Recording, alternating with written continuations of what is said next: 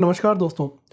आज हम बात करेंगे कि किसी 10x कंपनी को या फिर जो मल्टी बैगर कंपनी उसको कैसे पहचाना जाए।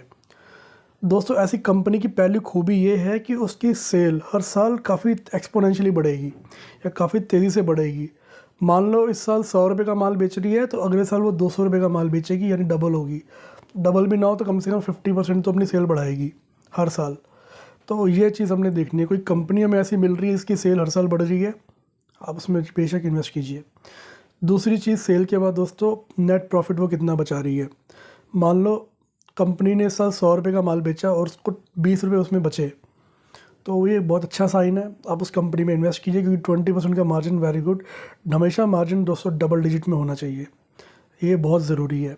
अगर आपको कोई ऐसी कंपनी मिल रही है जिसका मार्जिन श्रिंक हो रहा है या फिर 2-3% ही कमा रही है, तो दोस्तों अगर कभी इन्फ्लेशन हो गया या कभी और कोई प्रॉब्लम हो गई या मार्केट कभी चेंज हो गया तो वो कंपनी को सर्वाइव करने में बहुत इशू आएगा और उसका मार्जिन और ज़्यादा श्रिंक होने का चांस है। इसलिए हमेशा डबल डिजिट मार्जिन पे आप जाओ। तीसरी चीज़ दोस्तों, अगर कंपनी अपनी सेल्स बढ़ा रही है तो साथ में उसका प्रॉफिट भी एक्सपोनेंशियली एक्सपेंड होना चाहिए। मतलब इस साल 100 रुपये का माल बेचा तो फिर अगर 20 रुपये की प्रॉफिट हुई है, अगले साल वही वाला माल अगर 200 रुपये का उसने बेचा तो उसको भी 40 रुपये बचने चाहिए या 38 रुपये कम से कम बचने चाहिए।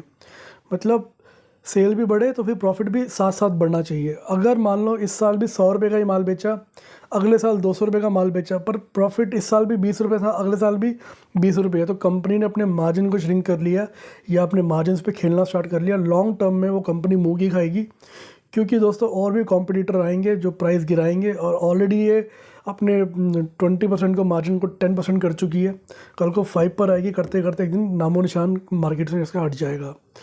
चौथी चीज़ दोस्तों, डेट। कंपनी के ऊपर कोई भी डेट ना हो, या फिर अगर डेट है तो फिर उससे ज़्यादा कैश रिजर्व हो।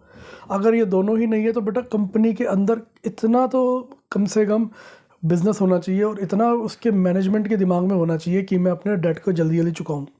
अगर कंपनी का मैनेजमेंट और मालिक डेट को नहीं चुका रहे तो कल को ये डेट उसको परेशान करेगा।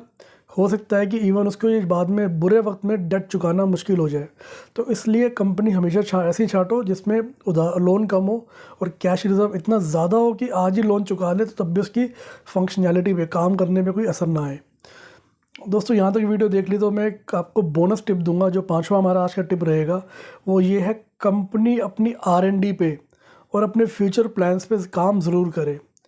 क्योंकि दोस्तों जब मार्केट के अंदर पहले डब्बे वाले फ़ोन आते थे ना, वो तार वाले, जिस दिन मोबाइल फ़ोन आया उनकी सेल कम होनी शुरू हो गई। जब स्मार्टफ़ोन आया तो मोबाइल फ़ोन्स की भी सेल कम हो गई, स्मार्टफ़ोन की बढ़ गई। इसलिए एवोल्यूशन इज़ अ की। कंपनी को अपने बिज़नेस में और अपने प्रोडक्ट के ऊपर ज़रूर R&D करनी है। अगर कंपनी का फ्यूचर का कोई प्लान नहीं दोस्तों तो वो कंपनी ज़्यादा लंबा मार्केट में नहीं टिकेगी, उसका भी हाल नोकिया वाला हो जाएगा। इसलिए R&D वाली कंपनी पे ज़रूर इन्वेस्ट करें। और दोस्तों, अगर वीडियो अच्छा लगे लाइक कीजिएगा, सब्सक्राइब कीजिएगा और घंटे के आइकन को ज़रूर दबाइएगा। नहीं पसंद आती दोस्तों डिसलाइक भी कर सकते हैं।